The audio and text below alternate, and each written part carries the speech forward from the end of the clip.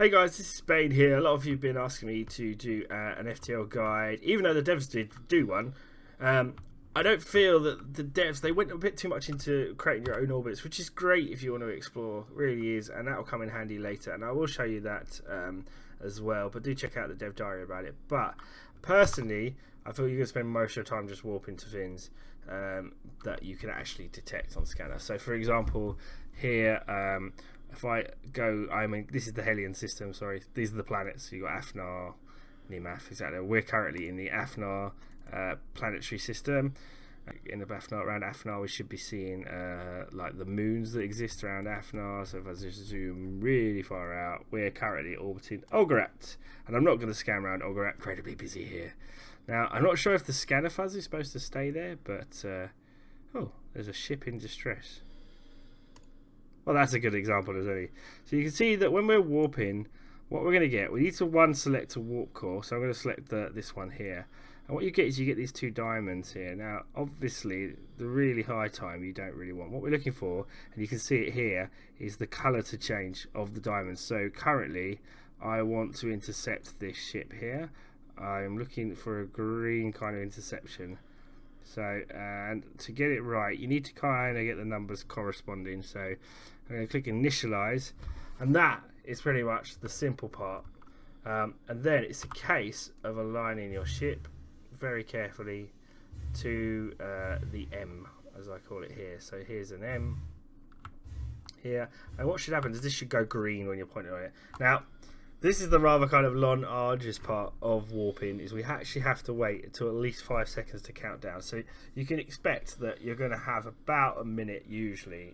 The shortest I've kind of had is about 45 seconds to align, to get into alignment and to then warp. And you've got to wait for 5 seconds. So we've got a little bit of a pause here. Hopefully you guys have also seen my video of docking. Hopefully I drew you to my channel, and Gul's channel. We will cover Hellion more, but the problem I found with Hellion at the moment is it can be quite buggy. Obviously it is an alpha, so bugs are okay, guys. So if you're getting angry about that, don't. If you've bought the game, it's because you're willing to support the development of a game. And for those that don't know, myself and Gul are mod developers, so we make computer games ourselves. We made a great one called Star Trek Armada 3 for Sins of a Solar Empire. And it's quite hard to code a game without mistakes and errors. So, you know, give the devs some time to kind of work on this. So we're coming up to our time to jump, and hopefully what we should get is when you get to 5, it should say left mouse button to activate. So we're going to wait for that, and then we're going to check out this ship that's in distress. So here we go. It's going to take exactly 35 seconds to get to it. Now, this could be a trap. I have no idea. I've just literally logged on to show you guys FTL. So we'll find out. It could be a station for all I know. But, you know, I thought, why not check out a distress signal? It was nearby. We could have gone to an asteroid as well. It's exactly the same process of warping around. So off we go. Luckily, I am in an EVA suit, and I also have a couple of guns and railguns on the ship already because I've been scouting around the system. So I'm not too worried, but I am on my own, so hopefully I'm a better shot than them if they do decide to attack me. We're going to appear from warp now, and I have stuff in and around me. So what have we got here? It looks like we got some modules, etc.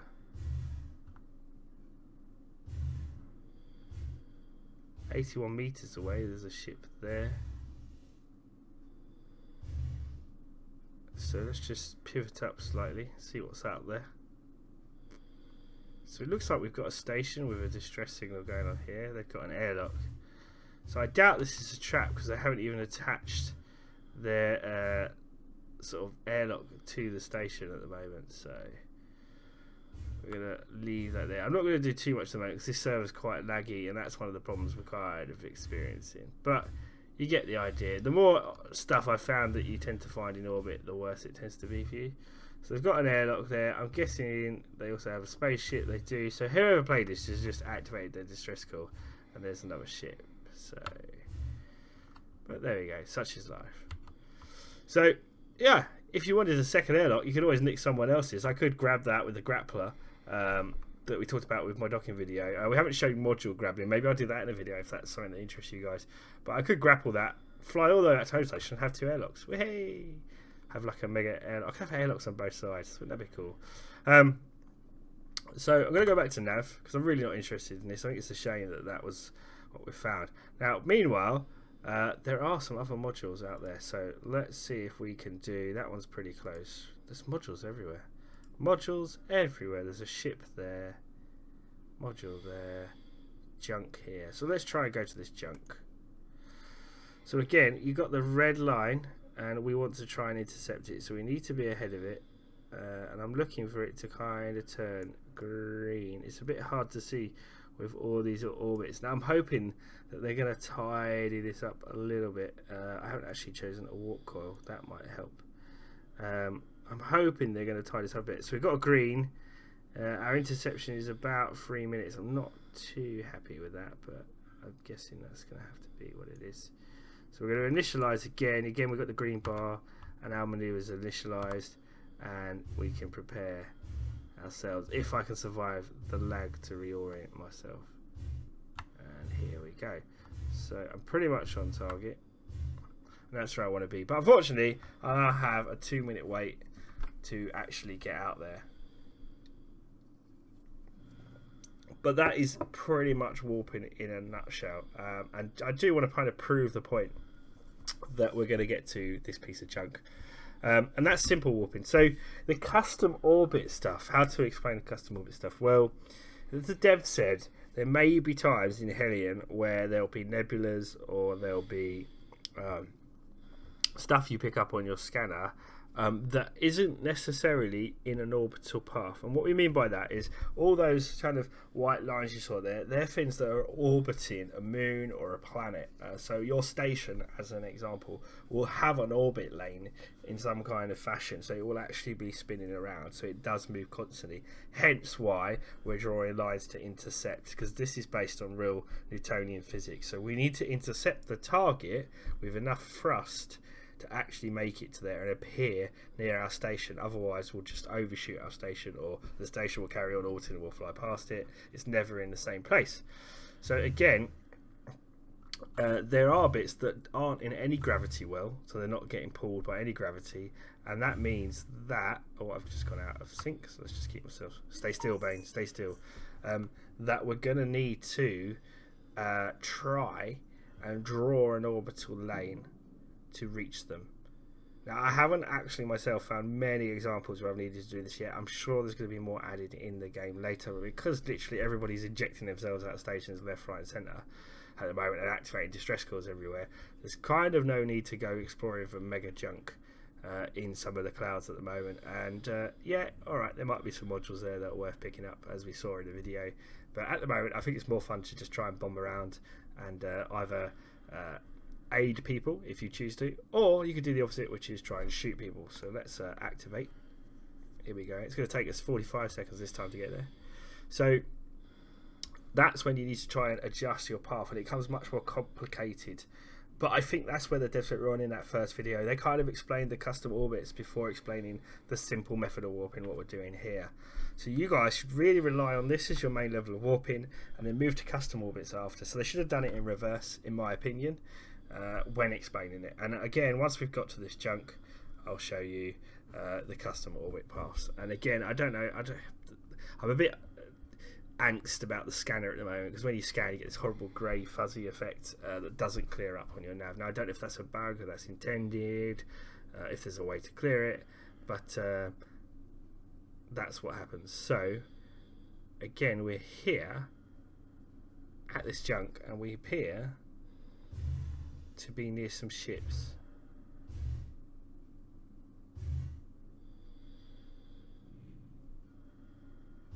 Now again, I don't know what's happened here, but we appear to have junk. And either I look like I may have just run into another ship.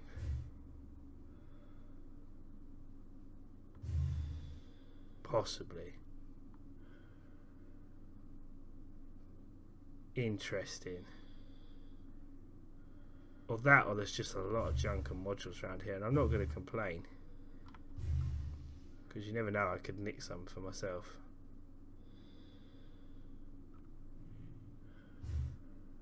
definitely looks like there's some more modules here. Interesting. So, as much as I want to go exploring that, we have stuff to do. So, I'm going to ignore it for the minute. And again, we'll do modules and stuff in another video soon. So, let's zoom out on our very, very densely packed map. And let's try. In fact, let's zoom to parent. Oh, so much junk. That's the problem we've got. So this is the parent AFNAR. So say I wanted to create a custom orbit, I could just right click and click add custom orbit. Well, I think we're getting confused in the video. They're like, do I have to travel this way? And the truth is you don't. But say you want to travel to a point, this green dot represents the point that you want to travel to. So say I just want to get close to AFNAR for the moment. I'm not really too worried because I can just warp back later. But say I want to get to this point here as an example. I can click that. Is he going to let me? Is he going to give me an initialize? It's probably not going to give me an initialize, is it?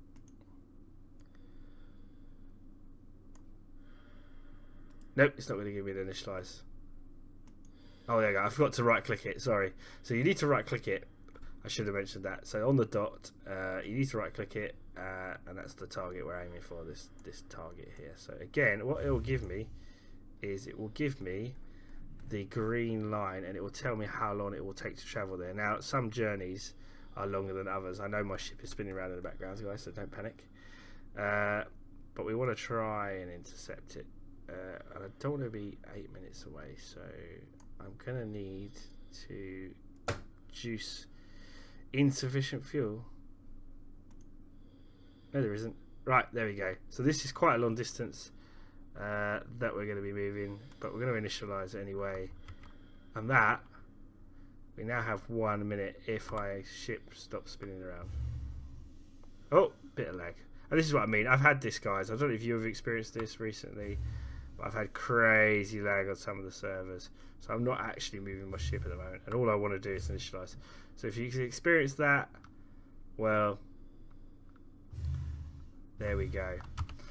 Okay, so we can't do that maneuver at the moment, but that's the maneuver that we're doing. Now, one of the things I want to say about custom orbits is you can obviously alter the custom orbits, and you can put in direct coordinates. So if your buddy tells you, I'm at these coordinates, you can adjust it. Now what you can do is you can adjust the plane of the angle of orbit, so you can match. So you see these white lines again. What you could do is you can match, say, this orbiting asteroid by rotating the orbits. And again, each of these numbers represents how you can rotate the disk that you're working on, you see. So here we go. And again, you can keep on growing the size. This is also done by these here. So if you're wondering what these things do here, they increase the size.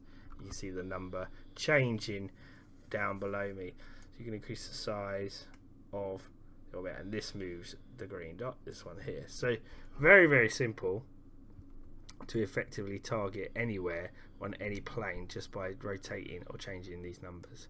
And that's really what the devs were trying to say. They were trying to say, like, we need you to use this system if you want to target somewhere specific in space, because that is a big question. How do you target somewhere specific in space?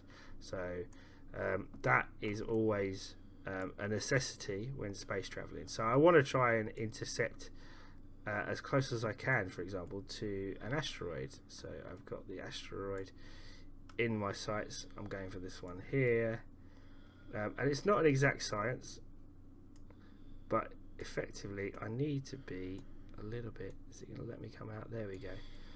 I'm kind of close, and again, this is where rotating helps a little bit in intercepting the path of the asteroid.